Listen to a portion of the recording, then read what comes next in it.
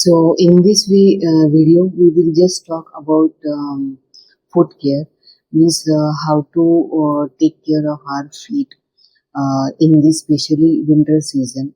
Because nowadays we mainly see these crackings, म्हणजे पायाला भेगा पडणं ज्याला आपण म्हणतो. तर मग आता ह्या पायाला भेगा पडू नये किंवा ज्या भेगा पडलेल्या आहेत तर त्याच्यासाठी आपण काय प्रिकॉशन्स घ्यायला हवेत, means what precautions we should take. So today we will see about it. So basically in winter season when there is a excess of dryness, म्हणजे वातावरणामध्ये ज्यावेळेला ड्रायनेस हा वाढतो तर त्यावेळेला पायाच्या ज्या भेगा आहेत किंवा ज्या क्रॅक्स आहेत तर त्या वाढतात. मग त्यासाठी तो ड्रायनेस कमी करणं म्हणजे त्या ज्या पडलेल्या भेगा आहेत सो त्यांना मॉइस्ट ठेवणं आणि मॉइस्ट ठेवून त्या भेगांचं प्रमाण हे कमी करणं. This is very important. So when we see these kind of crack heels, you should keep applying moisturizer. पण मग दुसरा पेशंटचा दुसरा प्रश्न असतो, then what kind of moisturizers you will go for. So mainly you should select moisturizer which contains urea and ceramide preparations. I mean a little bit thick moisturizers. कारण की बऱ्याचदा पेशंट जे असतात म्हणजे काही लोशन बेसमध्ये ते लावतात, पण काही लोशन जे असतात ते एकदम थिन लोशन असतात आणि ते तेवढं मॉइश्चरायझर तेवढं ते मॉइश्चर प्रोव्हाइड करत नाही.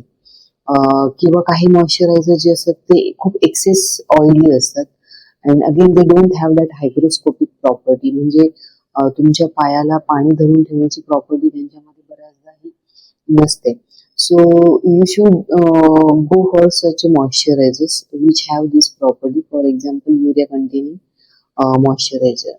But then when you will apply this moisturizer, what ideally you should do, you soak your feet into hot water. म्हणजे तुमचे जे पाय आहेत तर ते तुम्ही थोडंसं कोमट पाण्यामध्ये, म्हणजे ज्या पाण्याने तुम्हाला चटका लागणार नाही असं थोडंसं लुकवॉर्म वॉटर जे आहे, so you soak your feet into that water आणि मग 10 ते 15 मिनिटं सोक केल्यानंतर you just scrub it superficially, म्हणजे त्याची जी वरची डेड लेअर जी आहे तर ती हलक्याशा एखाद्या स्क्रबरने तुम्ही तिला थोडंसं घासून घ्या. बट मेक शुअर दॅट की while scrubbing you should not cause any injuries to your feet. म्हणजे असं नको व्हायला की तुम्ही ते घासतायत आणि तुमची स्किन पील ऑफ झाली किंवा तिथे तुम्हाला जखमा झाल्या. इट विल म्हणजे ते जी घासायची जी मेथड आहे it will be very superficial and gentle.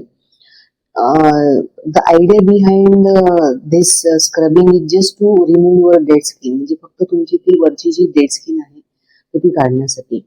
And then after doing this, you apply moisturizer and then you can wear a socks.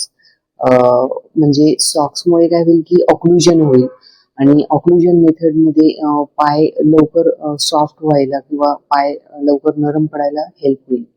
So you can do this.